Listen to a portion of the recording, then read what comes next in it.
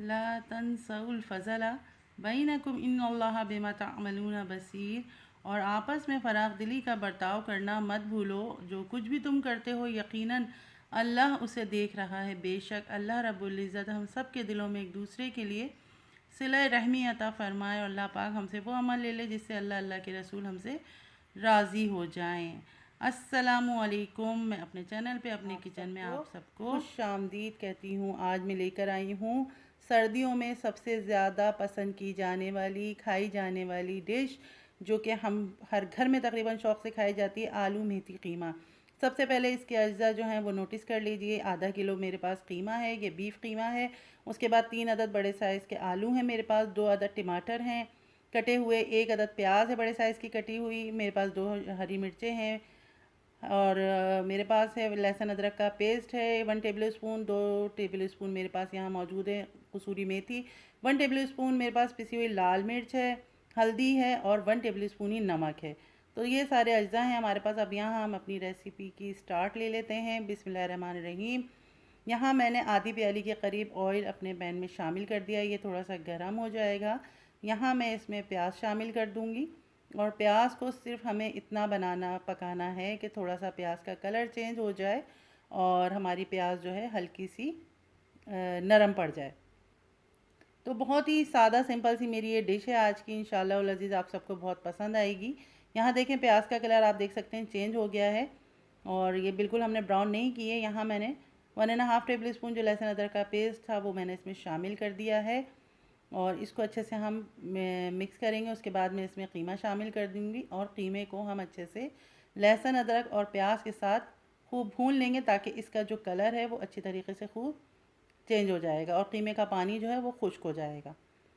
تو یہ بس یوں جھٹپٹ فٹافٹ سے جلدی پک جائے گی ریسیپی، کوئی ٹائم نہیں لگے گا اس میں، لیکن جب یہ تیار ہو جائے گی تو بہت ہی مزیدار بنے گی۔ یہاں دیکھیں آئل بالکل سیپریٹ ہو چکا ہے اس کا، قیمے کا کلر آپ چیک کر سکتے ہیں، پانی اس کا بالکل خشک ہو گیا ہے، تو اچھا سا ہمارا یہ قیمہ جو ہے لہسن ادرک کے ساتھ ماشاءاللہ سے خوب بھون چکا ہے۔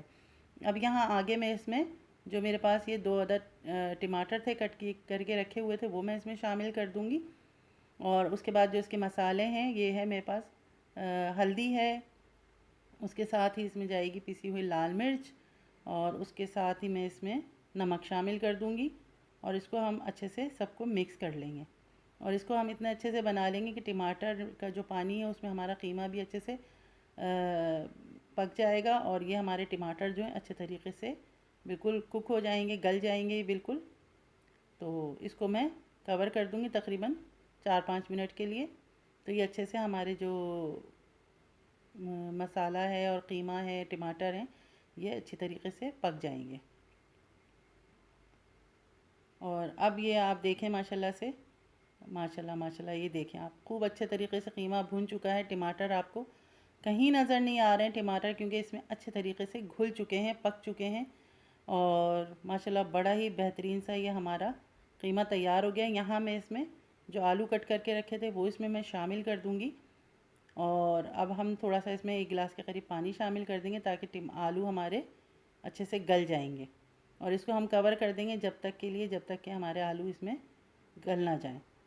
تو زیادہ ٹائم نہیں لیتے یہ بھی، کیونکہ آپ کو پتہ ہے یہ سیزن ہے سبزیوں کا، اور سبزیاں ہماری اس سیزن میں بہت بہترین آتی ہیں، بہت شاندار ماشاءاللہ سے۔ یہ دیکھیں ماشاءاللہ سے یہ تقریباً میرے پاس 6 سے 7 منٹ میرے لگے ہیں یہاں پر، اور آلو ہمارے ماشاءاللہ اچھے سے گل گئے ہیں، کیونکہ قیمہ پہلے ہی ماشاءاللہ آپ نے دیکھا تھا کک ہو چکا تھا ٹماٹر کے ساتھ ماشاءاللہ بہترین سا، اور آلو میں نے آپ کو توڑ کے بھی دکھا دیا کہ آلو اچھے سے گل چکا ہے۔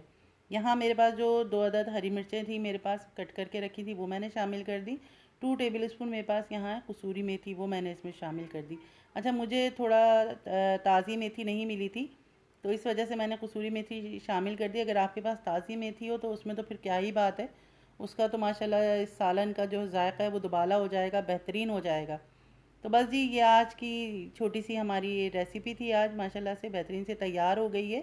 میں اس کو اب 5 منٹ کے لیے دم پہ دوں گی، اس کے بعد میں انشاءاللہ اس کو ڈش آؤٹ کر کے آپ کو اس کا فائنل لک دیکھیں گی۔ ہمارے سامنے آ گیا ہے اس کا فائنل لک، تو بڑی ہی مزیدار سی ہماری آلو میتھی قیمہ کی ڈش تیار ہو چکی ہے۔ اس کو آپ یہ اس طریقے سے مولی کے ساتھ سرو کریں، یہ بہترین جوڑ ہے اس کا نا۔